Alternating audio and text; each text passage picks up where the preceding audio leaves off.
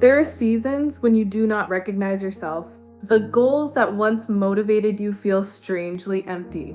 The roles you perform so well begin to feel tight. You know you cannot go backward, but you cannot yet see what comes next. We call this being lost, but sometimes you are not lost. Sometimes your old map has simply expired. And if that is true, the answer is not to force yourself back into a life that no longer fits. The answer is to learn how to read the territory you are standing in now. Identity is not only a collection of preferences, it is also a survival agreement. At different times, you may have learned to be useful, impressive, quiet, agreeable, hyper-independent, endlessly resilient, or impossible to disappoint. These identities are not fake. They are adaptations. They help you belong, cope, succeed, or stay connected. But an identity can be both real and incomplete. The moment it stops working can feel like failure because you have confused the map with the whole territory of who you are. This is why growth can feel less like becoming and more like losing. What disappears first is often the structure that made you legible. To your family, your work, your relationships, and sometimes even to yourself. Something may be asking to be renegotiated. Every transformation contains a room with no furniture. The old identity has loosened, but the new one has not become familiar. You may feel bored, restless, unmotivated, unusually emotional, or tempted to force a dramatic answer just to end the uncertainty. Mystery traditions often treat the threshold as meaningful, because a threshold is neither the room you left nor the room you are entering. But you do not need to romanticize confusion. The in-between can be uncomfortable.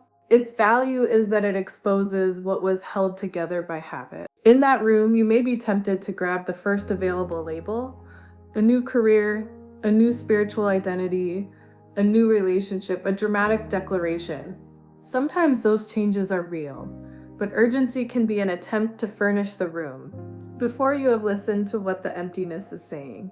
You are allowed to remain undefined, long enough to notice what is true.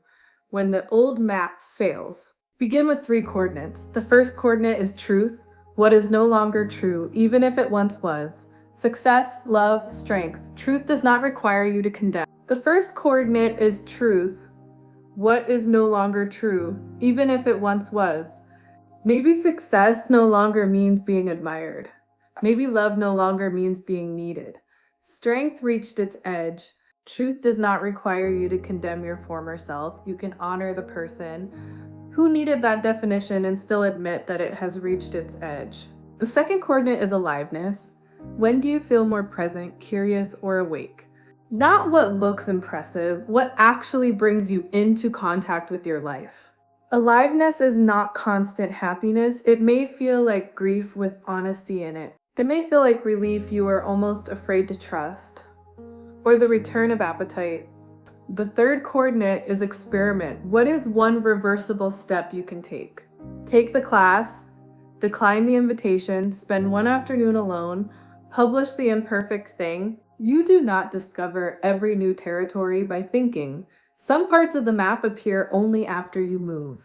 Truth, aliveness, experiment, not a new identity. 3 coordinates, who am I, can become an impossible question.